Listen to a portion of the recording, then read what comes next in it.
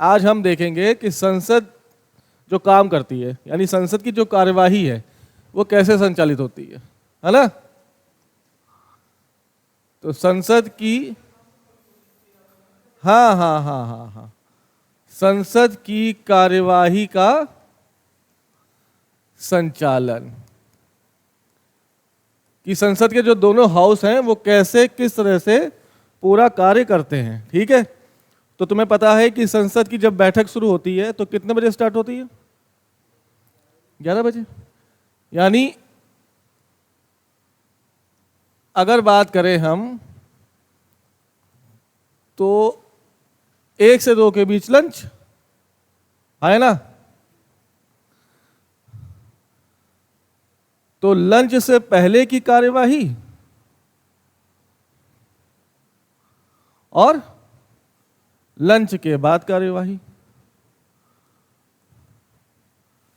अगर बात करें कि संसद की कार्यवाही की शुरुआत कब होती है तो 11 बजे से शाम को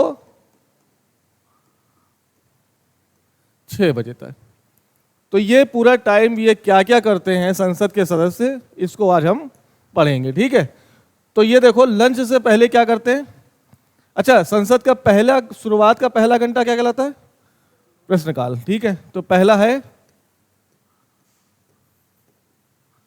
प्रश्नकाल, जिसकी शुरुआत 11 से लेकर 12 बजे। प्रश्नकाल के बाद शून्यकाल, जो कब तक चलेगा? 12 से 1, 1 से 2 लंच और 2 से लेकर 6 बजे तक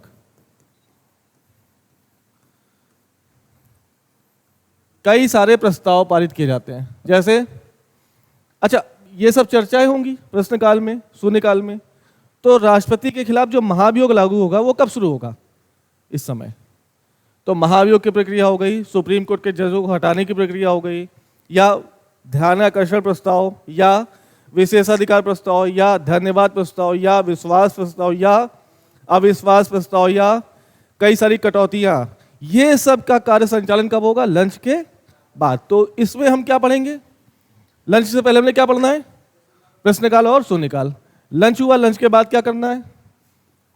तो कई सारे प्रस्ताव पास होंगे, जैसे विशेषाधिकार प्रस्ताव, हाँ या ना। जैसे विशेषाधिकार हो गया, जैसे स्थगन प्रस्ताव, जैसे नीतिगत प्रस्ताव, ये इसी में आएगा नीति में, जैसे धन्यवाद प्रस्ताव, जैसे ध्यानाकर्षण प्रस्ताव, अल्पकालीन चर्चा,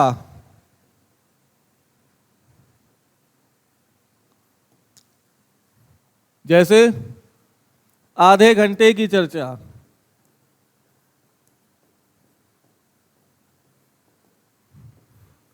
जैसे कटौती प्रस्ताव, जैसे अविश्वास प्रस्ताव, जैसे विश्वास प्रस्ताव। कोई सीक्वेंस नहीं है, ये सब प्रस्ताव के प्रकार हैं। धन्यवाद प्रस्ताव कैसे पास किया जाएगा, विशेषाधिकार प्रस्ताव कैसे पास किया जाएगा, ये सब चीजें चर्चा अभी हम कब करेंगे? 2 से 6 के बीच। ये सारे प्रस्ताव आपको पढ़ने हैं। तो शुरुआत करें कहां से? प्रश्नकाल से। ये इसमें है भाई, कटौती प्रस्ताव में आएगा, गिलोटिन हो गया, साधारण कटौती, इसके भी 4 प्रकार हैं। साधारण कटौती, सिंपल कट मोशन, फिर उसके बाद गिलोटिन, इसके बाद घटकों में कटौती। ये सारे प्रस्ताव हैं, अभी आएगा, सब आएगा, चिंता मत करो। ठीक है, ये सब एक एक करके हम पढ़ेंगे। तो पहला भाग शुरू करें कि कहां से? 11 बजे से लेकर 1 बजे तक संसद के लोग क्या करते हैं। ठीक, तो पहला क्या है?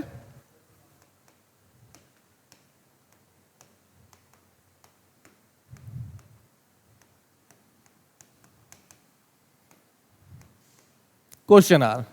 सामान्यतः कब से कब तक? 11 बजे से लेकर 12 बजे तक। इस काल के दौरान सांसद सदस्य मंत्रियों से कुछ क्वेश्चन पूछेंगे। ठीक है, कितने प्रकार के क्वेश्चन होते हैं? पहला देखो,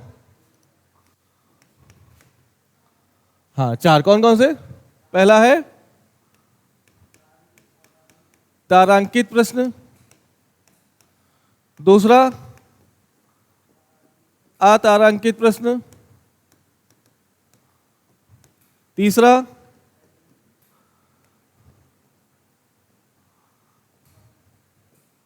अल्पकालीन प्रश्न, और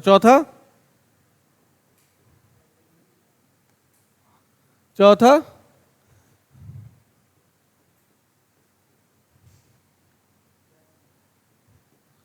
गैर सदस्यों से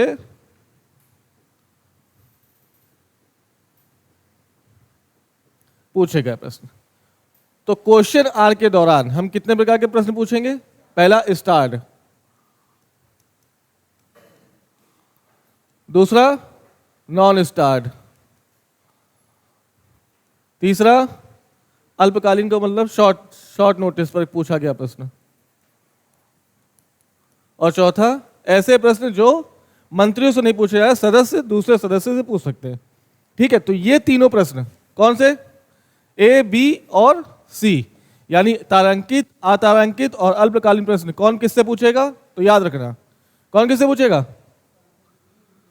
सांसद सदस्य पूछेंगे। किससे? सांसद सदस्य पूछेंगे किससे? मंत्रियों से। याद रखना, ये ऐसे कौन से प्रश्न हैं जो सिर्फ सांसद सदस्य मंत्रियों से पूछ सकते हैं? तो आपके पास जवाब क्या होगा? तारांकित, अतारांकित और अल्पकालीन। ले आए एक एक करके। देखो, तारांकित प्रश्न में, अच्छा, तारांकित प्रश्न पूछने से पहले आपको किसी को सूचना देनी पड़ेगी। किसको? अध्यक्ष पढ़ा लिखा होगा। देखो, राज्यसभा का सभापति या लोकसभा का अध्यक्ष होते कौन है? कैसे होंगे? तुलनात्मक रूप से आईएएस से ज्यादा पढ़े लिखे होंगे कि कम पढ़े लिखे होंगे? तो क्वेश्चन की डिटेलिंग, स्टार प्रश्न का मतलब ऐसे क्वेश्चन जिसमें स्टार लगा होगा। 10 दिन पहले, कितने दिन पहले? 10 दिन पहले आपको अपने प्रश्नों को लिखकर सूचना देनी पड़ेगी कि हम फलाने मंत्री से ये क्वेश्चन पूछेंगे। नहीं समझे मेरी बात? सचिव को, वही बता रहा है, सूचना देनी पड़ेगी सचिव को या महासचिव को। लोकसभा अध्यक्ष को सूचित नहीं करना है, राज्यसभा के सभापति को सूचित नहीं करना, उस लोकसभा के महासचिव या राज्यसभा के महासचिव को सूचना देनी पड़ेगी। कितने दिन पहले? चाहे वो तारांकित प्रश्न पूछने हो चाहे अतारांकित। ये प्रश्न कैसे होंगे? यानी मौखिक प्रश्न आपसे पूछ सकते हैं। फॉर एग्जाम्पल, आज तारीख क्या है? 4 है ना, और 14 तारीख को मान लो 14 से लेकर 25 तारीख तक किसी भी सदन की सत्र शुरू हो रहा है। तो 10 दिन पहले 4 तारीख को महासचिव को सूचना देनी पड़ेगी कि हम फलाने मंत्री से, फलाना मंत्री मतलब कोई भी एक मंत्री, गृह मंत्री से ये क्वेश्चन पूछेंगे। ठीक, ये क्वेश्चन किसके पास पहुंचेगा? सचिव के। सचिव किसको भेजेंगे? ये मंत्री क्या इतने पढ़े लिखे कि जवाब दे देंगे? तो मंत्री का आईएएस पूरा जवाब का आंसर देगा। समझना, लिख के देगा इनको कि फलाने के पास ऐसा क्वेश्चन आया है, इसका जवाब आपको ये देना है। डिटेलिंग समझना, क्या बोल रहे हैं? किसको दिया गया? सचिव को। सचिव किसको देगा? गृह मंत्री के। सचिव उसका आंसर लिखकर प्रस्तुत कर देंगे और कहेंगे कि अब जब क्वेश्चन पूछा जाए तो आप उसका आंसर दे दीजिए। लिखित सूचना कितने दिन पहले? जैसे मान लो कोई मंत्री है, कोई नाम बताओ। जैसे मान लो ये कैसे तारांकित प्रश्न कैसे पूछे जाएंगे? अपने बारे में कुछ बताओ। तुम्हारे पापा का नाम क्या है? हैं? अब मान लो यादराम सिंह नाम के मेरे परिचित 5 लोग हैं, तो पहला क्वेश्चन का जवाब तूने दे दिया क्या, लेकिन वो जवाब हमको संतुष्ट कर पाया? तो हम ओरल प्रश्न के तहत पूरक प्रश्न पूछ सकते हैं। यादराम यहाँ के कि वहां के? दूसरा प्रश्न आ गया कि नहीं आ गया? दूसरा प्रश्न का जवाब तुम दोगे कि नहीं दोगे? कब तक? जब तक हम सेटिस्फाई ना हो पाए। यानी तारांकित प्रश्न जो अधिकतम 10 से 11 के बीच पूछे जाएंगे, वो उनकी संख्या कितनी होगी? 20। यानी 1 घंटे में तारांकित प्रश्नों की अधिकतम संख्या कितनी हो सकती? 20 क्वेश्चन पूछे जाएंगे। और एक मेंबर कितने का क्वेश्चन पूछ सकता है? मैक्सिमम 5। जैसे तुम्हारे पापा का नाम क्या बताया? ये बताया। अच्छा ये कौन से? इस गांव के कि उस गांव के? 2 क्वेश्चन हो गए। अच्छा तुम्हारे घर में कौन कौन है? अपने बारे में बताओ 4, और 4 ज़्यादा से ज़्यादा मैक्सिमम कितने क्वेश्चन? 5। यानी एक मेंबर एक मंत्री से कितने क्वेश्चन पूछ पाएगा? 5। अधिकतम सदस्य, अधिकतम क्वेश्चन की संख्या कितनी होगी? समझ में आए? पक्का? नहीं आया तो पूछ लो फिर से। तारांकित प्रश्न का मतलब 10 दिन पहले आपको सूचना देनी पड़ेगी कि हम इस मंत्री से ऐसे क्वेश्चन पूछेंगे। जवाब दे दिए गए। एक तारांकित प्रश्न के पूरक प्रश्न पूछे जा सकते हैं? तो आप कहेंगे हाँ। पूरक प्रश्न का मतलब आपने प्रश्न पूछा, जवाब मिला, जवाब पूरा संतुष्ट पूर्वक नहीं है, तो अपनी संतुष्टि के लिए हम इस क्वेश्चन के काउंटर दूसरा क्वेश्चन पूछ लेंगे। अधिकतम कितनी बार? यानी पूरे सदन में कितने क्वेश्चन पूछे जाएंगे? 20। एक मेंबर कितनी बार पूछ सकता है? अधिकतम 5। यहां तक बात समझ में आ गई? आई कि नहीं आई? दूसरा ले आओ।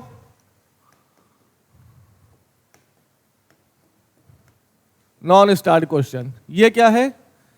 इसकी सूचना, सॉरी, इसका जो जवाब होगा वो कैसा होगा? क्वेश्चन भी लिखित और उसका जवाब भी लिखित। मान लो जैसे कोई भी क्वेश्चन पूछा गया जिसकी जवाब कैसे देनी है आपको? रिटर्न में देना है। शर्त वही है, कितने दिन पूर्व? 10 दिन पूर्व। 10 दिन पूर्व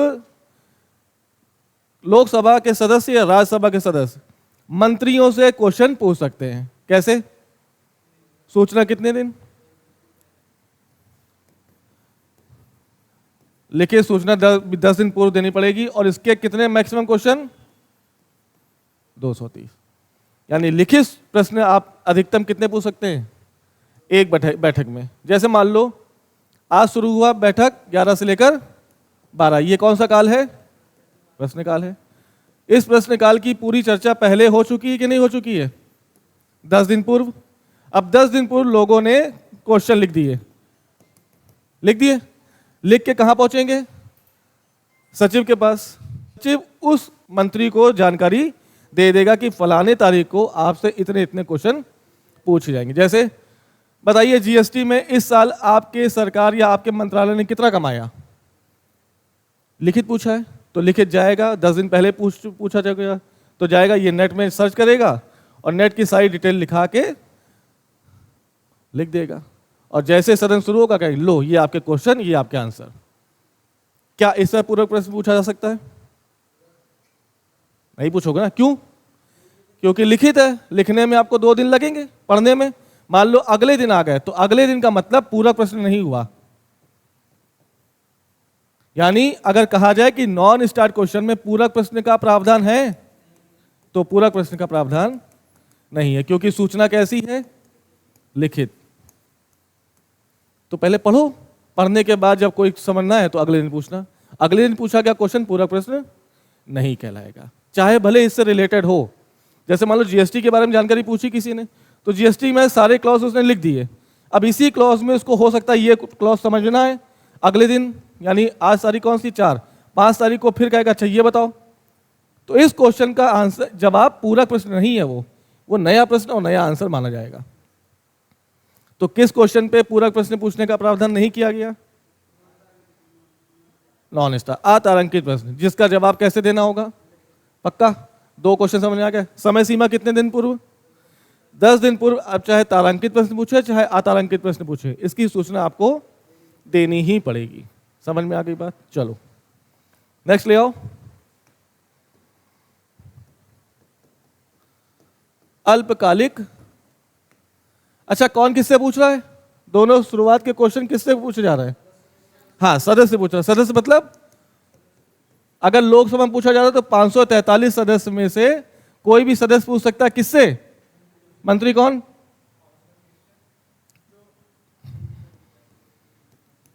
मंत्रिपरिषद से, जिन्हें सरकार में मंत्री का पद प्राप्त है। सदस्य से क्वेश्चन ये नहीं पूछेगा तारांकित अतारांकित। समझ में आ गई बात? तारांकित प्रश्न हमेशा सदस्य पूछेगा। किससे? मंत्री से। अतारांकित प्रश्न कौन पूछेगा? हमेशा सदस्य पूछेगा। किससे? मंत्री से। 2 अंतर समझ में आ गए। तीसरा देखो, अल्पकालीन। मान लो ऐसा क्वेश्चन जो पूछने से पहले मंत्री सदस्य साहब भूल गए। जैसे मान लो भूलने का मतलब संभल की घटना लेते हैं। संभल में अचानक से मान लो ऐसा हुआ, सत्र शुरू होने से पहले एक गांव में कच्ची शराब पी के 10 लोग मर गए। 2 महीने पहले यही घटना घटी थी, लेकिन वो क्वेश्चन संसद सदस्य कौन है यहाँ पे? जियाउर रहमान। क्या जियाउर रहमान साहब मंत्री हैं? नहीं है, सांसद हैं। तो ये एमपी हैं लेकिन मंत्री नहीं है। अब ये क्वेश्चन लिख के लाएंगे और किससे पूछेंगे? मंत्री से। ऐसे क्वेश्चन उन्होंने लिखे होंगे, लेकिन एक क्वेश्चन लिखना भूल गए कि संभल में पिछले 3-4 बार से या 3 महीनों में कच्ची शराब पीकर 20 लोग मर गए। एक बार 20, एक बार 30, एक बार 50। ये घटना कैसी है? पूछी जाने वाली ना कि ऐसा क्या हो रहा है। ऐसा क्वेश्चन मान लो ये भूल गए और इनको याद आया अचानक से सत्र शुरू होने के बाद। लिखित सूचना कितने दिन पहले देनी थी? तो 10 दिन, यानी तारांकित प्रश्न और अतारांकित प्रश्न तो नहीं पूछ पाएंगे ये, लेकिन पूछना जरूरी है। क्यों? क्योंकि मुद्दा संभल का है। अगर संभल के आप एमपी हैं तो आपका कर्तव्य है कि आप संभल से संबंधित किसी भी समस्याओं को क्वेश्चन उठा सकते हैं। नहीं पूछ पाए अतारांकित तो क्या पूछेंगे? किसके तहत? ये कहेंगे कि भाई साहब, सचिव से, कि भाई साहब संभल से संबंधित एक मुद्दा है जो मैं पूछना भूल गया हूं, कृपया टाइम निकालिए और हमें एक टाइम दीजिए कि हम ताकि अपना अल्पकालिक प्रश्न के तहत ये क्वेश्चन पूछ पाए। तो लोकसभा अध्यक्ष कहेंगे नहीं, आज के टाइम तो नहीं है आपके पास, क्योंकि आज हमने सबको टाइम बांट रखा है। आधा घंटा ये पूछेंगे, आधा घंटा ये पूछेंगे, 1 घंटा ये पूछेंगे। एक काम करो, 2 या 3 दिन के बाद हम आपको टाइम दे रहे हैं, खड़े होइएगा और क्वेश्चन अपना पूछ लीजिएगा। यानी 10 दिन की जो पूर्व सूचना है, क्या वो शर्त इस पर लागू हुई? इसलिए इसको क्या कहा गया? यानी इसका टाइम का कोई बाउंडेशन नहीं है। हो सकता है 2 दिन में टाइम मिल जाए, 3 दिन मिल जाए, 4 दिन मिल जाए, 5 दिन मिल जाए, 6 दिन में मिल जाए। हाँ या ना? समझ में आ गई बात? 10 दिन से ज्यादा पहले ही पहले, क्योंकि टाइम अल्पकालिक सूचना ना। क्वेश्चन जरूरी था लेकिन हमसे चूक हो गई, हम भूल गए। तो भूल गए तो स्टार्ट क्वेश्चन के तहत नहीं पूछ पाए, नॉन स्टार्ट के तहत नहीं पूछ पाए, क्योंकि 10 दिन का टाइम चाहिए था। अचानक से याद आया तो अचानक से याद आया, लेकिन मुद्दा गंभीर है। इस गंभीर मुद्दे को हमें संसद के पटल पर उठाना है। तो कौन अध्यक्ष, वो अनुमति कौन देगा? लोकसभा अध्यक्ष या राज्यसभा का सभापति। अगर अनुमति दे देगा तो ये अगले दिन या 2 दिन बाद या 3 दिन बाद क्वेश्चन पूछ लेंगे। आगे सन में पक्का। चौथा क्वेश्चन,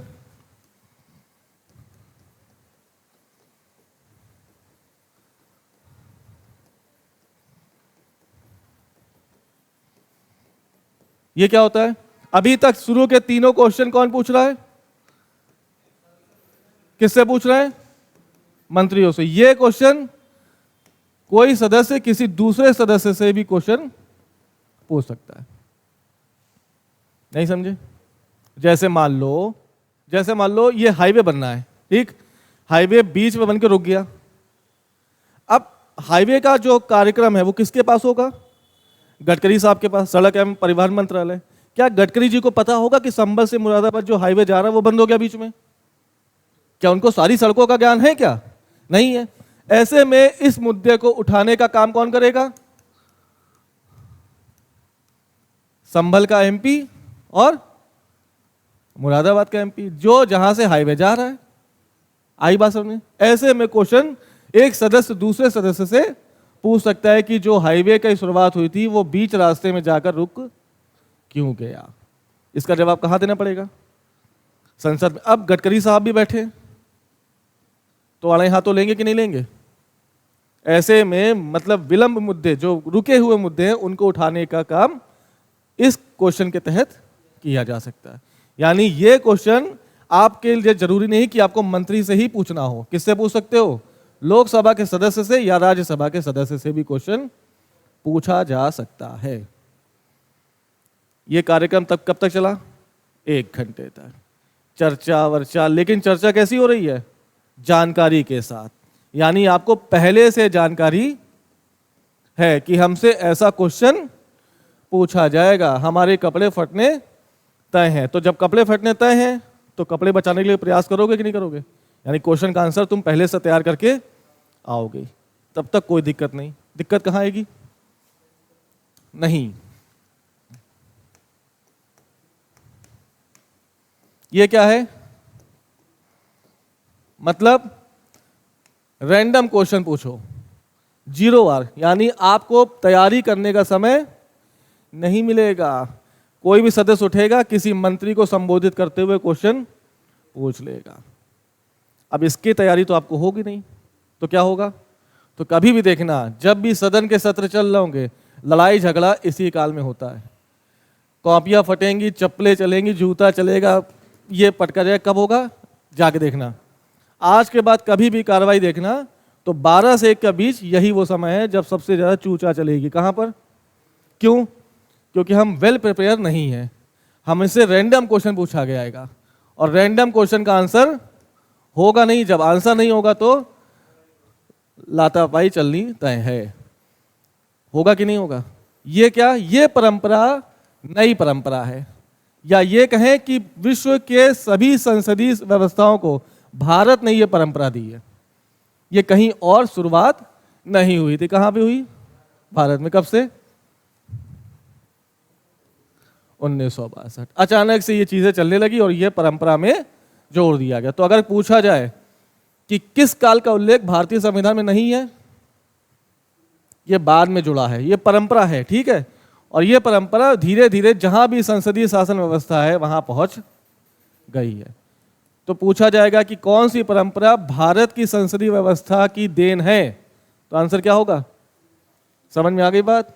इसको मीडिया ने ये नाम दिया था। 1962 में मीडिया ने कहा कि ऐसे काल को क्या कहें? शून्यकाल कहा जाए। मतलब याद रखना, शून्यकाल का मतलब क्या? क्वेश्चन पूछेगा, प्रश्नकाल के बाद के समय को क्या कहते हैं? यह परंपरा भारतीय संविधान के अनुच्छेद 118 में लिखी है। लिखी नहीं है, यह परंपरा अपने आप डेवलप हुई है। संविधान में इसका उल्लेख नहीं, बाकी सबका संविधान में उल्लेख। अच्छा, अगर ये बात, हाँ थोड़ा सा याद रखो, जो कमेटी पढ़ाई हमने, क्या ये संवैधानिक प्रावधान है? कल की जो कमेटियां पढ़ाई थी, हाँ है, 118 में लिखा हुआ है। प्रश्नकाल है, शून्यकाल नहीं है। ये जितने प्रस्ताव हैं कहां गए? ये जितने प्रस्ताव हैं कहां लिखे गए? सब वही लिखे 118 में। तो बस 118 में शून्यकाल नहीं है, बाकी सब जो चीजें कल और आज पढ़ रहे हैं वो सब किस में लिखा गया है? 118 में। चाहे जितनी समितियां हो, समितियों को उल्लेख, संसदीय समितियों को उल्लेख कहां किया गया है? जो 7 समिति वो कहां लिखी गई हैं? 118 में। शून्यकाल कहां लिखा गया है? शून्यकाल संविधान में लिखा नहीं है, ये परंपरा से जन्मा है। आ गई बात समझ में? चलो आगे आ जाओ। कहां पे शून्यकाल आ गया? शून्यकाल का मतलब इसके लिए रैंडम क्वेश्चन तुरंत कोई सदस्य पूछेगा। किससे? मंत्री से। मंत्री से पूछेगा और मंत्री उसका जवाब दे नहीं पाएंगे। जवाब नहीं दे पाएंगे तो क्या होगा? लड़ाई झगड़ा, लाता घूस, सब कुछ चलने लगेगा, जूता चप्पल सब चलेगा। ठीक है, आ जाओ नेक्स्ट। अब इतनी सारी बातें हो गई तो क्या करोगे? चिल्ला चिल्ला के थक गए ना, तो क्या करोगे? लंच करेंगे।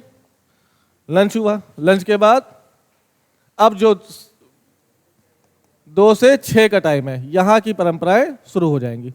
अब चर्चाएं वर्चाएं शुरू होंगी, प्रस्ताव लाए जाएंगे, क्योंकि प्रश्न पूछे जा चुके हैं। अब सदन क्या हो जाएगा? थोड़ा शांत हो जाएगा। खाना खा चुके हैं, अलसाएंगे और बैठ के सिर्फ हाँ ये प्रस्ताव, चलो वोटिंग कराओ, चर्चा कराओ। धीरे धीरे धीरे धीरे शाम को 6 बजे आते आते थक जाएंगे, थक के जाएंगे घर और घर जाके सो जाएंगे। अब यहां पर प्रस्ताव की चर्चा होगी, तो एक एक करके जो भी प्रस्ताव लिखे वो लेके आते। ठीक है, ले आए। क्या था पहला? विशेषाधिकार प्रस्ताव।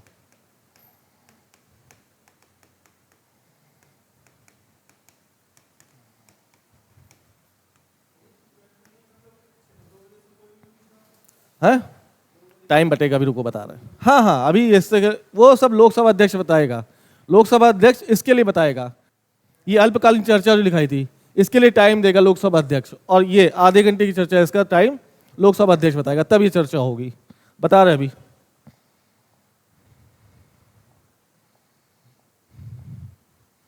विशेषाधिकार प्रस्ताव। मान लो किसी मंत्री से क्वेश्चन पूछा गया। क्या पूछा गया? कि ये बताइए S-400 खरीदा था आपने, कितने रुपए में खरीदा? ये क्वेश्चन कौन पूछेगा? लोकसभा के सांसद। किससे पूछेंगे? डिफेंस मिनिस्टर से। अब डिफेंस मिनिस्टर ने हो सकता है जानबूझ के आंसर ना दे, या उत्तर कैसा दे? अधूरा दे, या जानबूझकर अपनी जानकारी छुपाए। ऐसी कंडीशन में लोकसभा का सदस्य विशेषाधिकार प्रस्ताव का यूज कर लेगा और कहेगा कि मुझे डिटेल्ड जानकारी चाहिए। कोरोना में कितने भारतीय मरे, इसकी एग्जैक्ट जानकारी कोई दे सकता है? छुपाने का प्रयास किया जाएगा ना, क्योंकि सरकार की असफलता दिखेगी कि हम कोरोना जैसी महामारी से भारत के नागरिकों को बचा नहीं पाए। तो जो भी तुम्हें अभी फैक्ट आ रहे हैं, डिटेल्स आ रही, वो अभी तक पूरी नहीं है। ऐसे में कहे कि कोई भी सरकार कहे कि कोरोना से कोई मरा ही नहीं, यानी जानबूझकर जानकारी छुपाई जा रही कि नहीं छुपाई जा रही। ऐसी जानकारी को खोलने के लिए क्या प्रस्ताव लाया जाएगा? आगे बात समझ में सीधा है। तो जानकारी अगर छुपाई जा रही है या उत्तर अधूरा दिया जा रहा है, तो उत्तर को ब्रॉड करने के लिए या जानकारी को पूरी तरह से खोलने के लिए जिस प्रस्ताव को लाया जाएगा उसको क्या कहेंगे? नेक्स्ट ले आए, आ जाओ।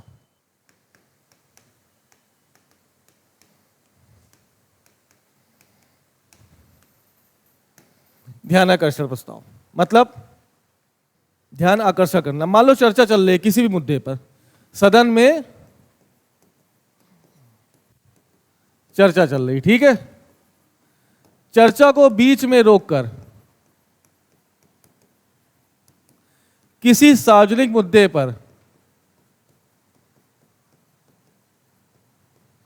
पर या अविलंबी मुद्दे पर सदन का ध्यान अपनी ओर खींचना।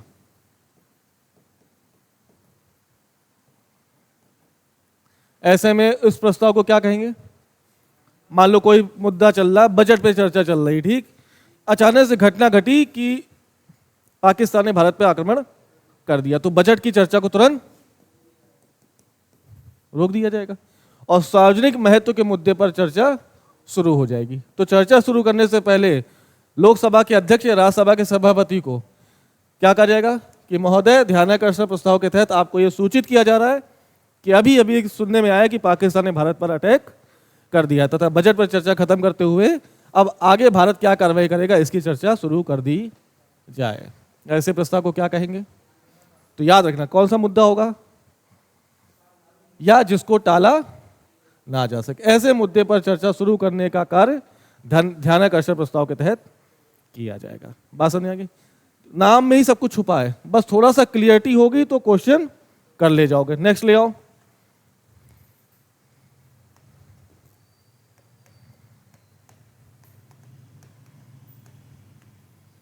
स्थगन प्रस्ताव मतलब फिर से वही से, जैसे कोई भी सार्वजनिक मुद्दा है, सार्वजनिक मुद्दे को रोककर बीच में क्या कर दो या स्थगन कर दो, यानी मुद्दे चर्चा को क्या कर दिया, चर्चा को स्थगित करके जो भी नया मुद्दा आया जिसका संबंध सार्वजनिक है और जिसमें अविलंबी चर्चा की जानी है, तो ऐसे में लोकसभा के अध्यक्ष या राज्यसभा के सभापति को संबोधित करके स्थगन प्रस्ताव पास किया जाएगा। जैसे चर्चा चल रही है किसी भी टॉपिक पर और खबर आई तमिलनाडु में अचानक से कोरोना का तीसरा वेरिएंट आ गया और रातों रात 30 लोग मर गए। ऐसे में कोरोना के लिए क्या क्या भारत सरकार नीतियां लागू करेगी, कहां से इंजेक्शन मंगाएगी, कहां से ऑक्सीजन लाएगी, इन सब की चर्चा बीच में रोककर, चर्चा जो चल रही है उसको रोककर सार्वजनिक महत्व के मुद्दे और विलंबी महत्व के मुद्दे पर चर्चा शुरू कर दी जाएगी। ऐसे प्रस्ताव को क्या कहेंगे? बस शर्त क्या है कि स्थगन प्रस्ताव लाने से पहले 50 लोगों की अनुमति अनिवार्य है।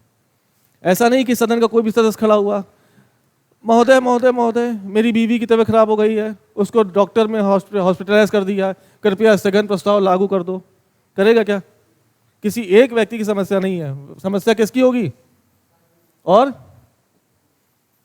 तो ऐसे में इसका मिसयूज ना हो, इसलिए क्या शर्त लगा दी गई कि जब तक 50 लोग ऐसी अनुमति नहीं देंगे तब तक ऐसा प्रस्ताव पास नहीं होगा। क्या कहेंगे इसको?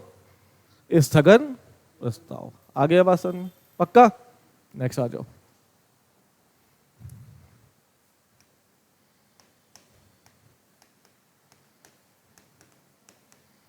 धन्यवाद प्रस्ताव याद करो। धन्यवाद प्रस्ताव किसके लिए लाया जाता है? 87 बताओ, नहीं याद आएगा।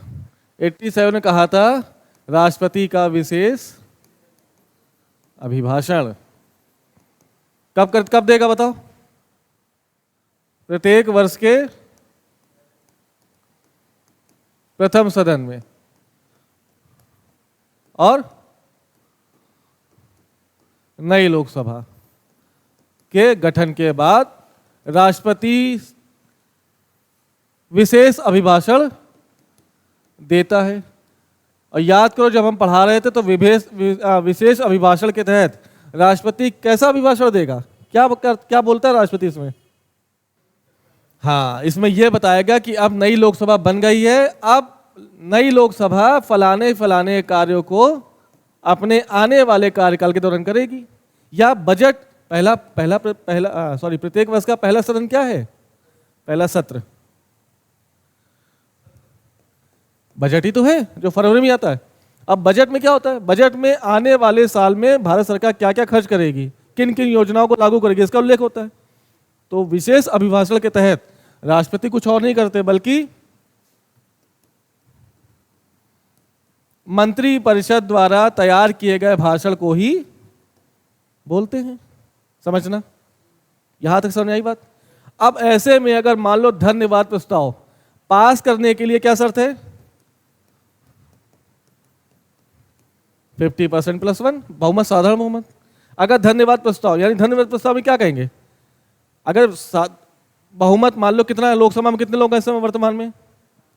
543। 543 में से राष्ट्रपति पूरा भाषण देने के बाद क्या प्रस्तुत किया जाएगा अध्यक्ष महोदय द्वारा? धन्यवाद प्रस्ताव। यानी किसको धन्यवाद दे रहे हैं? राष्ट्रपति को। यानी कहीं ना कहीं इनडायरेक्ट रूप में किसको धन्यवाद दे रहे हैं? मंत्रिपरिषद को, कि भैया आपकी नीतियां बहुत अच्छी हैं। धन्यवाद प्रस्ताव पास हो गया तो यह माना जाएगा कि लोकसभा में अभी सरकार का बहुमत बना हुआ है। लेकिन मान लो धन्यवाद प्रस्ताव, इसका क्या मतलब है? कि पूरे लोकसभा के सदस्य इस मंत्रिपरिषद द्वारा बनाई गई नीतियों से खुश, यानी नीतियों से खुश नहीं है तो उनका विश्वास मंत्रिपरिषद पर भी नहीं है। अगर मान लो ये फेल हो गया, यानी राष्ट्रपति के धन्यवाद प्रस्ताव को फेल कर दिया गया कि राष्ट्रपति ने जो भी बोला है सब मजेदार नहीं है, इसमें कुछ अच्छा नहीं है, हम इसका असमर्थन नहीं करते। इसका क्या मतलब हुआ? कि धन्यवाद प्रस्ताव फेल हो गया। यानी धन्यवाद प्रस्ताव को 50% से अधिक लोगों ने क्या कर दिया? नामंजूर। इसका दूसरा रूप क्या है? इसका दूसरा रूप यही है कि पूरे लोकसभा के सदस्य मंत्रिपरिषद के ऊपर अपना विश्वास सिद्ध नहीं कर पा रहे। नहीं समझे? ये सब रिलेट है, अगर नहीं कर पाओगे तो नहीं हो पाएगा। धन्यवाद प्रस्ताव के पास करने का क्या मतलब है? कि धन्यवाद प्रस्ताव के पास करने का मतलब राष्ट्रपति ने जो भाषण दिया है उससे लोकसभा के 50% प्लस से ज्यादा लोग खुश हैं। खुश हैं तो मंत्रिपरिषद से भी खुश हैं, मंत्रिपरिषद से खुश है यानी पीएम से भी खुश हैं। यानी जो सत्ता सरकार बनी वो ठीक है, ये पास होने की बात है। अगर लेकिन धन्यवाद प्रस्ताव फेल हो गया, पास नहीं हो पाया, इसका क्या मतलब है? कि लोकसभा के 50% से अधिक लोगों ने अपनी सहमति नहीं जताई। किसके लिए? कि राष्ट्रपति ने जो भाषण दिया वो मजेदार नहीं है। इसका क्या मतलब? मंत्रिपरिषद द्वारा बनाई गई नीतियां भी मजेदार, यानी मंत्रिपरिषद भी अच्छा काम, मंत्रिपरिषद के अलावा प्रधानमंत्री भी अच्छा काम। ऐसे में अगर धन्यवाद प्रस्ताव फेल हो गया तो ये कहा जाएगा कि इसने अविश्वास प्रस्ताव को जन्म दे दिया। देखो विपक्ष क्या तुरंत यही ताक लगाए ना, विपक्ष को लगेगा कि देखो मंत्रिपरिषद से पूरे लोकसभा के सदस्य खुश नहीं है, नए पीएम से लोकसभा के सदस्य खुश, चलो ले आओ तुरंत अविश्वास प्रस्ताव।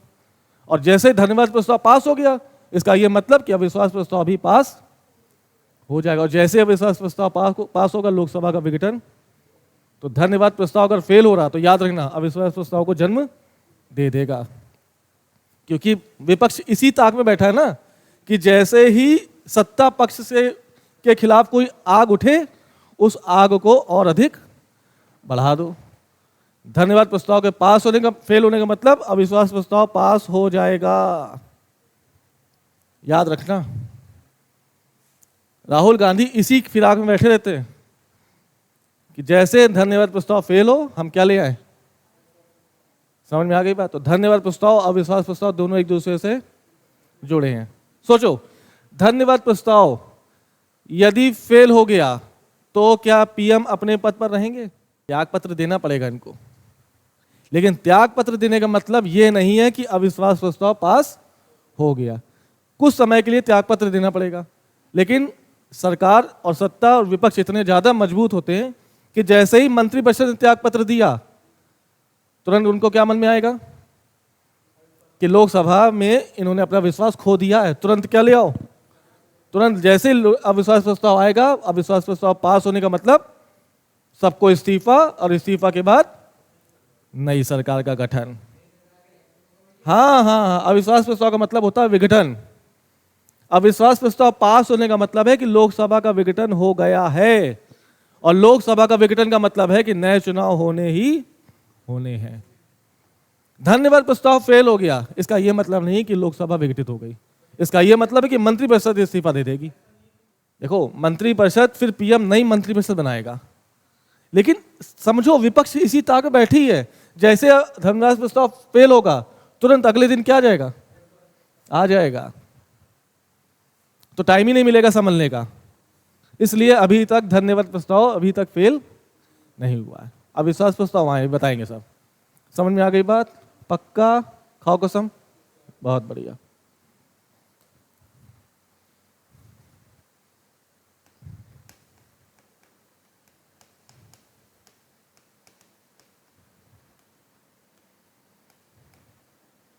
नीतिगत प्रस्ताव, ये क्या होता है? मानो जैसे सरकार ने कुछ नीतियां लागू की। सरकार की नीतियां कौन लागू करेगा? काउंसिल ऑफ मिनिस्टर, यानी प्रधानमंत्री की मंत्रिपरिषद नीतियों को बनाएगी। अगर नीतिगत प्रस्ताव के तहत किसी भी नीति का विरोध हुआ, क्या हुआ?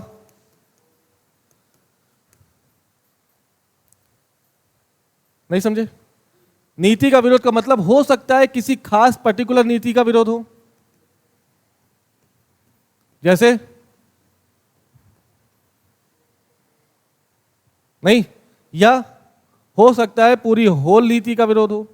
अगर किसी खास नीति का विरोध हुआ तो उस नीति से जुड़ा हुआ मंत्रालय इस्तीफा।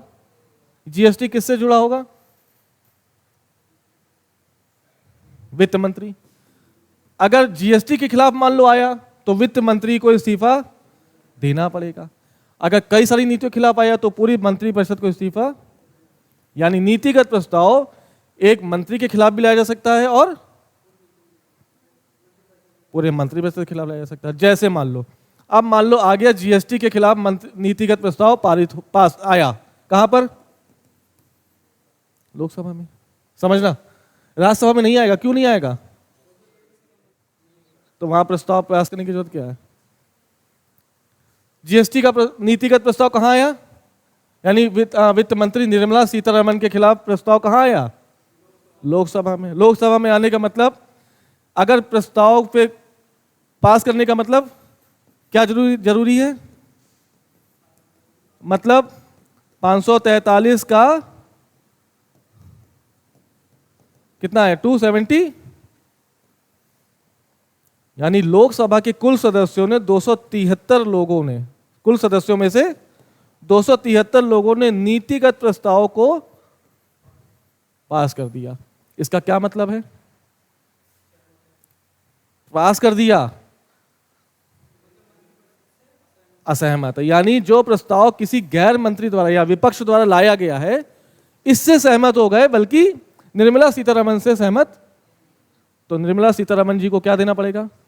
लेकिन सोचो इसका व्यापक परिणाम क्या है, यानी विपक्ष को समझ में आ जाएगा कि ये 273 लोग सरकार से खुश नहीं है। समझ में आ गया किसको? राहुल गांधी को। राहुल गांधी को जैसे समझ में आएगा अगले दिन क्या ले आएंगे, और विश्वास प्रस्ताव पास, तो मतलब लोकसभा का विघटन। राहुल गांधी को समझ में आ जाएगा ना कि सरकार अभी भी सांसद सदस्य, जो लोकसभा के पूरे 543 सदस्य हैं, मान लो लोकसभा के 543 सदस्यों में से 300 लोगों ने निर्मला सीतारमण के पक्ष में वोट दे दिया। इसका क्या मतलब है? 300 लोग सरकार के पक्ष में हैं, तो राहुल गांधी पागल थोड़ी ना कि अविश्वास प्रस्ताव लाके अपनी थू कराएंगे।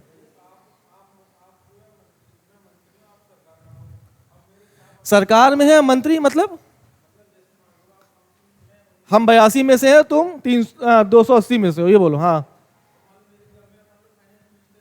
चलो, हाँ। अरे मेरे भाई, तुम समझे नहीं मेरी बात, समझो मेरी बात। कितने सदस्य हैं? वोट कौन देंगे? यही देंगे ना। मान लो बीजेपी जब सत्ता में आई तो इस समय इसके पास कितनी सीटें हैं? एक उदाहरण बता रहे हैं, सत्ता में आने के लिए कितनी सीटें चाहिए होंगी? ये छोड़ो, अभी ऐसे नहीं समझ पाओगे। कितनी सीटें चाहिए? लेकिन बीजेपी को मिली 220। बाकी बीजेपी ने किसके साथ गठबंधन किया? एनडीए के साथ। और कितनी सीटें और ले ली? मान लो 80 सीटें और ले ली। अब कितनी हो गई? 300। तो 220 तो बीजेपी के वाले हैं, पूरे बीजेपी के वाले। लेकिन जो 80 लोग हैं वो कहां के हैं? एनडीए के। गठबंधन तो बन गया, सरकार बन गई, बढ़िया से काम चल रहा। 3-4 महीने बाद दोनों के बीच खटास आ गई। इस खटास का फायदा उठाएगा कौन? राहुल गांधी का, अरे सुनो, काहे सपोर्ट कर रहे हो, हटाओ अपना सपोर्ट, खींचो, हम तुरंत अगले दिन क्या ले आएंगे? अविश्वास। और ये विश्वास जाहिर नहीं कर पाएंगे और इनको तुरंत लोकसभा विघटित करना पड़ेगा।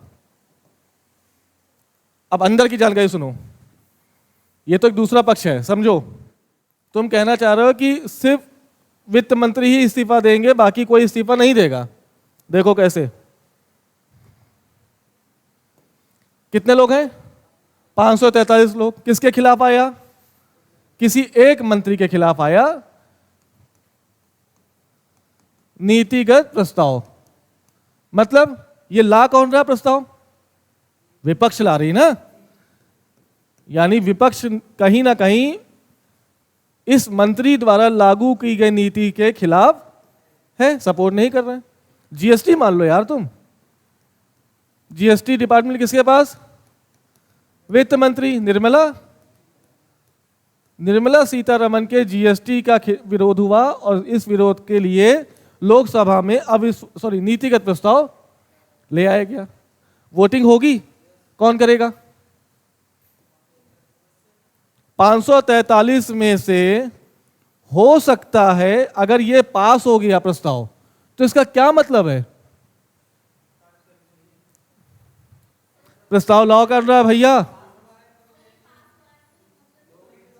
अगर ये पास हो गया, विपक्ष द्वारा लाए गए प्रस्ताव यदि पास हो गया, तो ये माना जाएगा कि निर्मला सीतारमण को इस 543 में से 273 लोगों ने पसंद नहीं किया।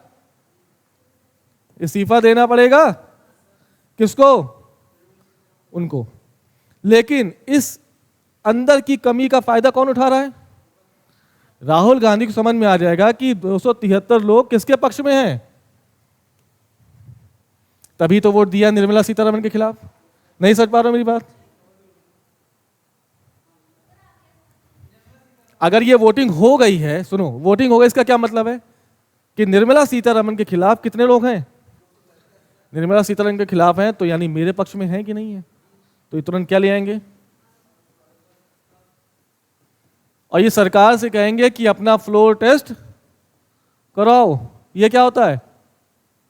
फ्लोर टेस्ट क्या होता है? फ्लोर टेस्ट का मतलब होता है कि अपना बहुमत सिद्ध करो। कहां पर? संसद में। बहुत बढ़िया। लोकसभा में। अब जब उसको राहुल गांधी को पता है कि 273 ने हमारा पक्ष लिया है, यानी उसको कहीं ना कहीं पता चलेगा कि अब अविश्वास प्रस्ताव भी पास हो जाएगा, और जैसे अविश्वास प्रस्ताव पास होगा लोकसभा का विघटन हो जाएगा। हाँ या ना? तो चाहे धन्यवाद प्रस्ताव फेल हो या नीतिगत प्रस्ताव पास हो, इस दोनों ही कंडीशन में आने वाला समय अविश्वास प्रस्ताव का होगा ही होगा, प्रस्तुत किया ही जाएगा। वो पास हो या ना हो वो अलग की बात है। आई बात समझ में? नहीं समझे? पूछ लो, खुजली मिटा के जाओगे यहां से, फिर से पूछ लो। ये सब संसदीय परंपराएं समझोगे तो ठीक है, नहीं तो लिखने के लिए आएगा, नहीं लिख पाओगे। और ये मेंस का टॉपिक है, प्री में तो पूछा जाता है। स्टार्ट क्वेश्चन कितनी बार पूछा गया है, नॉन स्टार्ट कितनी बार पूछा गया है।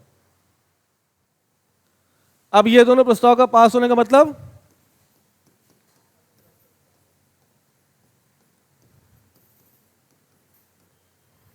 कौन लाएगा? विपक्ष लाएगा, ये तो कंफर्म है ना।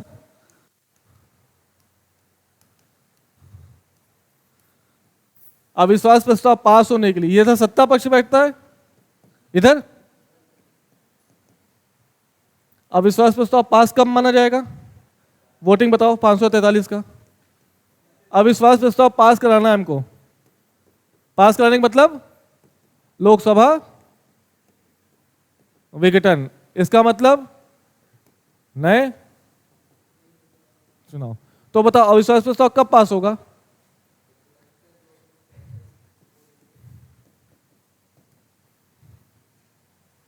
अगर विपक्ष में सहमत हो गए, यानी विपक्ष लोग ये यानी वोटिंग ये पड़ गई कि विपक्ष ने जो अविश्वास प्रस्ताव लाया है वो सही है। इसका क्या मतलब हुआ? उल्टा समझो, इसका क्या मतलब हुआ? यानी सत्ता पक्ष विश्वास हासिल नहीं कर पाई, विश्वास खो दिया। तो विश्वास खोने का मतलब अविश्वास प्रस्ताव पास होना। अविश्वास प्रस्ताव पास होने का मतलब सत्ता पक्ष विश्वास खो चुकी है। समझ में आया? दोनों एक दूसरे क्या है? पूरक है। पता पक्का? अभी तक अगर बात की जाए तो अविश्वास प्रस्ताव कितनी बार आया? सबसे पहली बार अविश्वास प्रस्ताव आया जेएल नेहरू के खिलाफ 1963, और लाने वाले जेबी कृपलानी। लेकिन नेहरू ने विश्वास मत प्राप्त कर लिए थे। तो जब विश्वास मत प्राप्त कर लिए होंगे तो क्या नेहरू की सरकार गिरी? नहीं गिरी। आई बात समझ में? पक्का? पहली बार कब आया? नेहरू ने कब? नेहरू खिलाफ कब? 1963। कौन लाया था? यह क्वेश्चन कई बार पूछा गया। अगर वर्तमान तक बात करें तो टोटल कितनी बार अविश्वास प्रस्ताव आए? 27 बार अविश्वास प्रस्ताव आ चुके हैं। जी हां, मोदी जी भी इसमें शामिल हैं। हालांकि मोदी जी को विश्वास प्राप्त हो गया था तो सरकार नहीं गिरी। समझ में आई बात? इस 27 बार में सर्वाधिक किसके खिलाफ अविश्वास प्रस्ताव आया?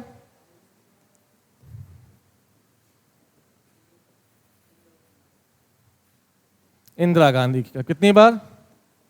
15 बार। तो पहली बार अविश्वास प्रस्ताव किसके लिए लाया गया? जवाहरलाल। कौन लाया? सर्वाधिक कितनी बार? और अब तक कितनी बार लाया जा चुका है? 27 बार। समझ में आ गई बात? पक्का?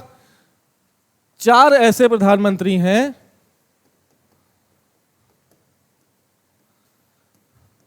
जो विश्वास मत प्राप्त नहीं कर पाए।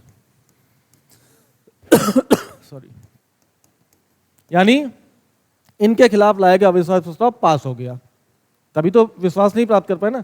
यानी ये फ्लोर टेस्ट पास करने में फेल हो गए।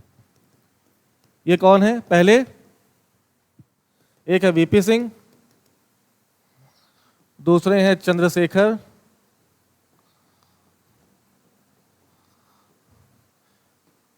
तीसरे हैं अटल बिहारी वाजपेयी,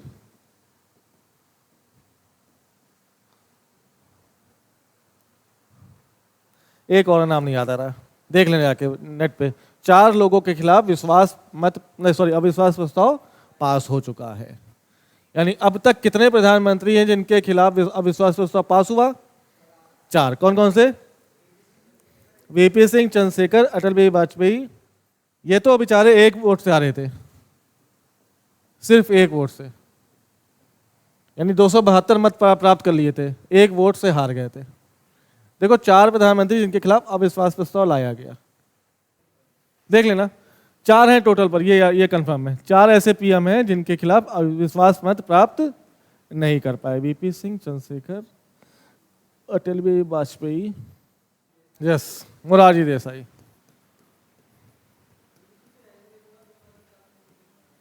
पास नहीं हुआ था उनके खिलाफ, ठीक है। मोरारजी देसाई, वीपी सिंह, चंद्रशेखर और अटल बिहारी वाजपेयी, इनके खिलाफ सिर्फ एक वोट से ये हार गए थे। 272 मत प्राप्त कर लिए थे लेकिन एक वोट से हार गए थे, ठीक है। तो ये सब चीजें हैं। अब एक चीज और, लास्ट, कटौती प्रस्ताव।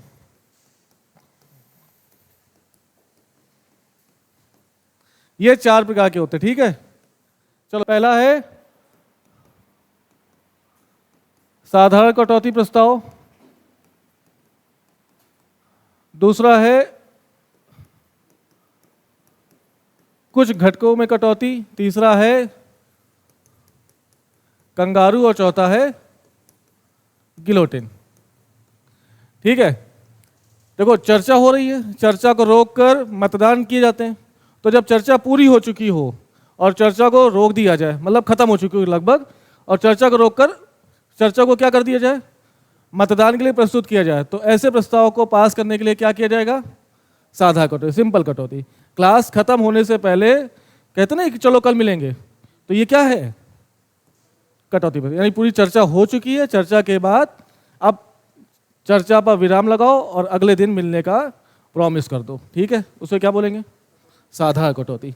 दूसरा, घटकों में कटौती, मतलब कोई भी विधि है या कोई भी विधेयक है, विधेयक में कितने कंपोनेंट्स होते हैं, कई सारे, 100, 150, 50 जो भी होंगे, ठीक। उसमें से पहले घटक पे चर्चा कर ली, फिर 9वें घटक पे कर ली, फिर 14वें पे कर ली, फिर 24वें पे कर ली, फिर 40वें पे कर ली, यानी कुछ घटकों को छोड़कर मुख्य घटक पे चर्चा कर ली जाए। जैसे मान लो जीएसटी में कई सारे क्लॉज होंगे ना, तो जीएसटी के मुख्य मुख्य क्लॉजों पर चर्चा करके बाकी विधि को पास माना जाएगा। तो ऐसी चर्चा के लिए कौन सा प्रस्ताव, यानी मुख्य मुख्य घटकों पर चर्चा करके बाकी पूरे विधि को छोड़कर मतदान के लिए प्रस्तुत कर देना। तीसरा क्या है, कंगारू। कंगारू कैसे कूदता है, यानी इंपॉर्टेंट घटक, यानी घटकों में कटौती, कंगारू घटक, दोनों लगभग एक ही है। यहां पर आए, एक पहले बिंदु पर चर्चा कर ली, तीसरे पे कर ली, 5वें पे कर ली, 7वें पे कर ली, 9वें पे कर ली, और ऐसे कूद कूद के सारे घटकों को, इंपॉर्टेंट जो घटक है उनको चर्चा करके विधेयक को कहाँ ले आओ, मतदान में। तो ऐसे प्रस्ताव को पास करने के लिए क्या कहेंगे, कंगारू। और नेक्स्ट, गिलोटिन। मान लो ऐसे हमने पढ़ के पूरे विधेयक को चर्चा के लिए ले आए, चर्चा करके क्या कर दिया हमने, मतदान।